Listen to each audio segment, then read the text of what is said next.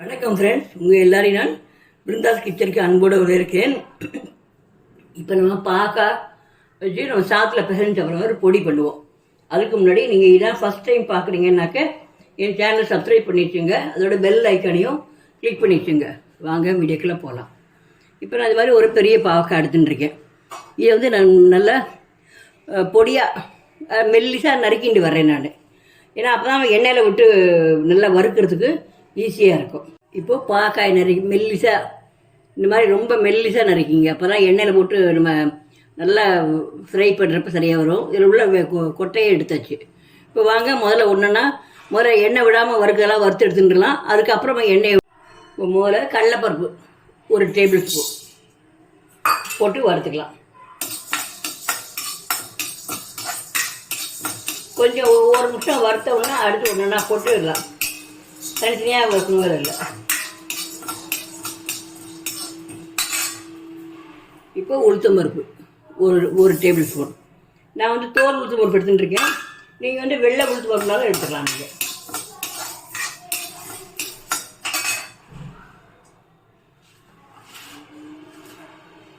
அப்புறம் ஒரு 8 மிளகாத்தூள் எடுத்துட்டுருக்கேன். இதை கொஞ்சம் மீடியம் ஃப்ளேமில் வச்சு வருங்க. நல்லா சிவப்பாக வறுக்கணும், வாசனை வர வரைக்கும் வறுக்கணும். நீங்கள் கல்லுப்பாக இருந்தால் கல்லுப்பு வந்து நீங்கள் இப்போ இதோடய சேர்த்துக்கலாம். வறுக்கையோடய சேர்த்து வறுத்துடலாம். நான் வந்து முருங்கைக்காய் பூ இருக்கேன் வறுத்து தான் நான் பொடிச்சு வச்சுருக்கேன். அதனால் அதுக்கப்புறமா நான் சேர்த்துப்பேன். நான் இப்போ ஒரு டேபிள் ஸ்பூன் மேலேயே இருக்கும். நான் கருப்பு எள் சேர்க்குறேன். நீங்கள் வெள்ளை எள் எதுனாலும் சேர்த்துக்கலாம். நீங்கள் இப்போ சேர்த்திங்கனாக்கா சரியாக இருக்கும். ஏன்னா பருப்பு ஓரளவுக்கு வறுபட்டுருது. இப்போ நீங்கள் வறுத்தீங்கன்னா சரியாக இருக்கும்.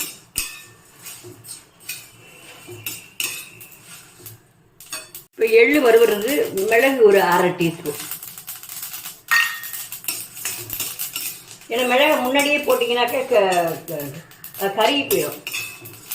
அதனால் இப்போ நம்ம இதை எடுத்துடலாம். நம்ம ஏன்னா எள்ளு நல்லா வெடிக்கிறது. இப்போ அடுப்பில் நம்ம தேங்காய் எண்ணெய் விட்டுக்கலாம். தேங்காய் எண்ணெயோ நெய்யோ இல்லைன்னா நீங்கள் சமையல் எண்ணெய் எதுனாலும் விட்டுக்கலாம். ஒரு நல்லா 2 டேபிள் ஸ்பூன் போல் விடுங்க. ஏன்னா எல்லாம் பார்க்க வந்து நல்லா தண்ணி சத்து இல்லாமல் நல்லா ட்ரை ரோஸ்ட் ஆகிற மாதிரி நல்லா ரோஸ்ட் ஆகணும். இப்போது எண்ணெய் காயட்டும். காஞ்சோம்னா நம்ம நறுக்கி வச்சுருக்க பாக்காய் போட்டு இது பண்ணலாம். அதுக்கு நம்ம இந்த அளவு புளி எடுத்துட்டுருக்கோம், அதையும் போட்டுக்கலாம். புளியும் போட்டு புளியை அதை வறுத்துடலாம். ஏன்னா பொடி வந்து கெட்டு போகாமல் இருக்கும். இதை போட்டு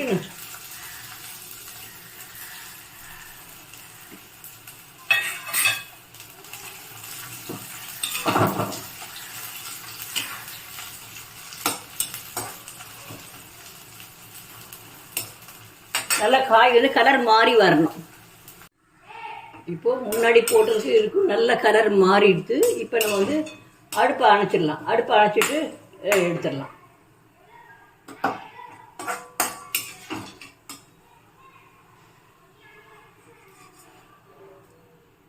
எடுத்து பருப்பெல்லாம் வறுத்துட்டு அதோட போடுவோம். நம்ம ஆறினோம்னா நம்ம அரைக்கலாம். ஏன்னா ஈரப்பசை இருந்தால் நம்ம பொடி பண்ணி வைக்கிறப்போ நம்ம வைக்க முடியாது, கெட்டு போயிடும். அதுதான் நல்லா வறுத்துட்டோம்னாக்கா கெட்டு போகாமல் இருக்கும். அவ்வளோதான்.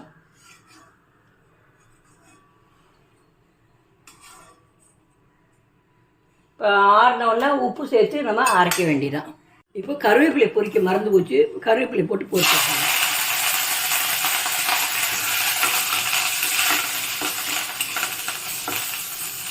அடுப்பாங்க. இந்த சட்டி சூட்லேயே அது நல்லா பொரிஞ்சிடும்.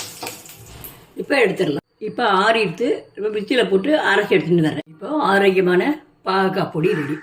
இதை நம்ம சூடான சாத்தில் நெய்யோ இல்லைன்னா நல்லெண்ணெயோ விட்டு பிசைஞ்சு சாப்பிட்லாம்.